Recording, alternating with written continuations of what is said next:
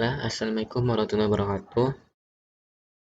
Oke, pada video kali ini saya akan coba sedikit menjelaskan mengenai bagaimana cara untuk membuat sebuah sistem untuk aplikasi ikan cupang menggunakan kode Ether 4. Nah, sebelum itu, sebelum kita masuk pada untuk pembuatan sistemnya, di sini saya akan coba menjelaskan mengenai soalnya dan atau studi kasusnya seperti apa nantinya. Nah, untuk kasusnya di sini itu ada seorang bapak-bapak, dia seorang koleksi ikan cupang, yang mana dia memiliki ribuan koleksi di sini. Nah, dia itu membutuhkan informasi mengenai harga ikan, harga belinya, penjualnya siapa, tanggal belinya kapan dia beli ikannya, terus foto-fotonya, foto-foto ikan tersebut, dan untuk di sini untuk membantu permasalahan bapak tersebut, maka diminta untuk membuat sebuah aplikasi sederhana di sini. Nah, di sini intinya di sini kita akan membuat aplikasi mengenai ikan cupang, yang mana aplikasi tersebut akan memberikan informasi harga beli ikan, penjual, tanggal beli, dan foto ikan tersebut nantinya. Nah, berarti nanti di aplikasi tersebut juga akan terdapat fungsi untuk root di situ nantinya. Ada untuk insert data, ada update, ada read data, dan ada juga untuk menghapus data. Nah, di sini apa sih spesifikasi yang bakal kita gunakan nantinya ya untuk membuat sistem ini nanti. Nah, ini untuk aplikasi itu dibuat dalam bentuk konsep front end dan back end. Untuk front end-nya itu menggunakan Android ya. Nantinya sistem ini nanti akan dijalankan di Android nantinya. Untuk back end-nya itu menggunakan web service, dan itu selanjutnya itu ada untuk database-nya itu nanti menggunakan MySQL. Nah, mungkin untuk penjelasan mengenai front end itu apa dan back end itu apa. Nah, untuk back end sendiri nantinya ini akan berhubungan dengan pengkodeannya nanti. Bagaimana sistem nantinya mengolah data yang dikirimkan dari Android nantinya.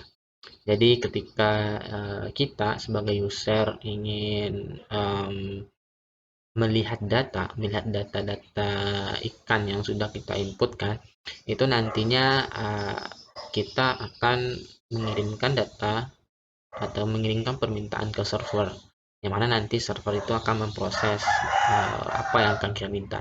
Nah, untuk melakukan proses tersebut, untuk bisa di server itu menampilkan datanya ke pengguna nantinya, nah itu yang bakal mengatur itu nanti proses itu ada di backend-nya nanti, yang mana nanti kita bisa menggunakan bahasa pemrograman PHP, Python, atau lain sebagainya.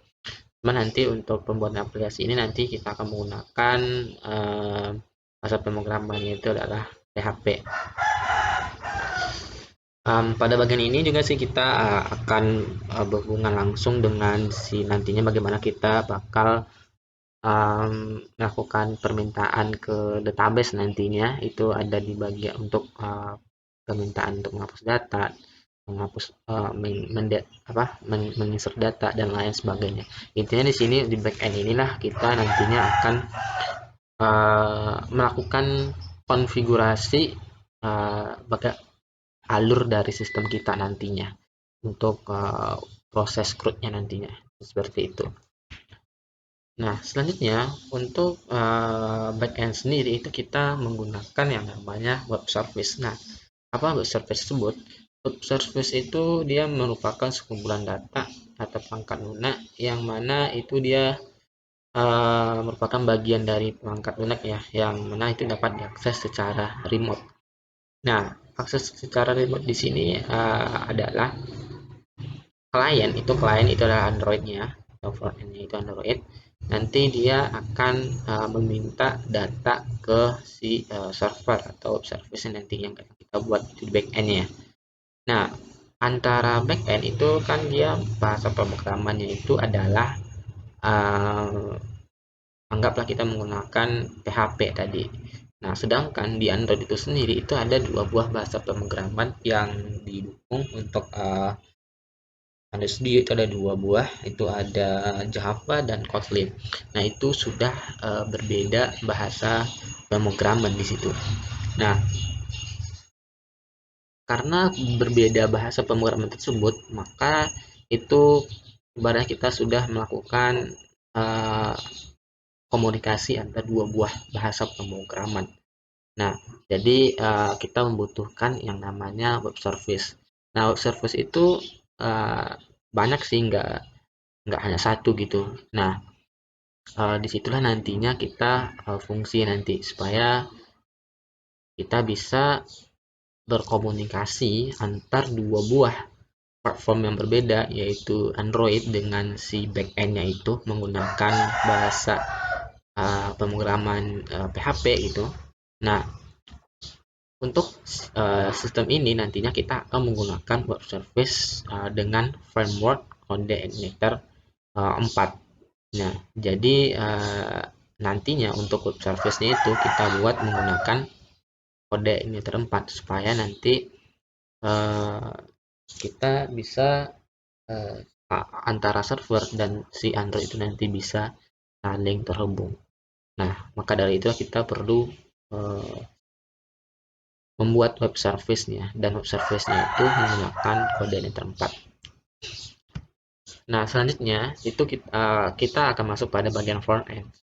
Sebagaimana kita ketahui, front end itu sendiri itu hal yang berhubungan dengan apa yang dilihat oleh pengguna nantinya. Apa yang akan apa yang sudah kita lihat ketika kita membuka sebuah aplikasi, itu aplikasi Android. Misalkan ini adalah untuk tampilan nantinya, untuk yang tampilan ikan cupang. Ini di bagian front end ini user atau pengguna itu bisa berinteraksi. Dia bisa melihat data, dia ingin menginsert data, dia bisa menginsert data dan lain sebagainya. Itulah bagian front end. Intinya di sini adalah front end ini adalah bagian yang bisa langsung dilihat oleh user. Nah, database. Database di sini kita akan menggunakan MySQL. MySQL itu adalah sebuah database yang mana nanti sebuah database manajemen ya.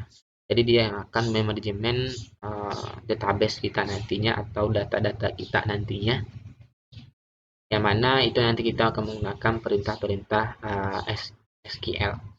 Jadi fungsinya di sini adalah data-data kita, data-data ikan cupang itu dia akan disimpan di sebuah sistem yang dinamakan dengan MySQL. Itu adalah untuk yang manajemen data kita nantinya.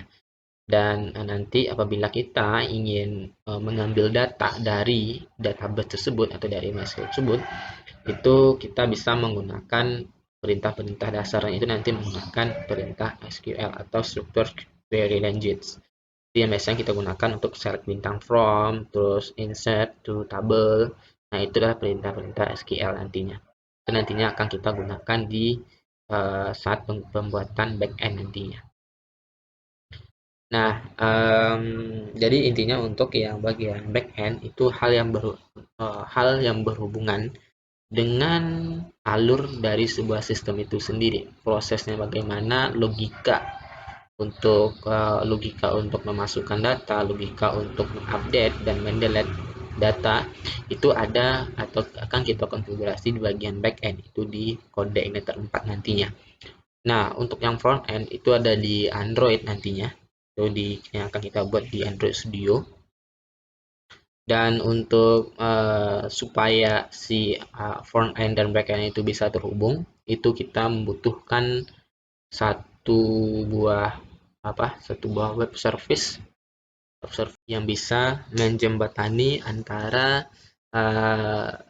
dua buah platform yang berbeda tersebut, yaitu Android dengan atau dua buah bahasa pemrograman yang berbeda tersebut, yaitu Java maupun dengan si backend yaitu dengan PHP, sehingga nanti user bisa menerima data dari server nantinya. Dan untuk database itu dia menggunakan yang namanya MySQL. MySQL nanti dia akan manajemen data kita nantinya, data-data yang kita sudah inputkan di Android. Mungkin sekian, terima kasih. Mungkin untuk video kali ini itu cukup untuk bagian pengantaran saja. Mungkin untuk bagian yang kedua itu akan masuk pada penjelasan mengenai apa itu koordinator 4, yang mana nanti akan kita gunakan sebagai untuk backend ya nanti. Mungkin sampai jumpa di video selanjutnya. See you next time.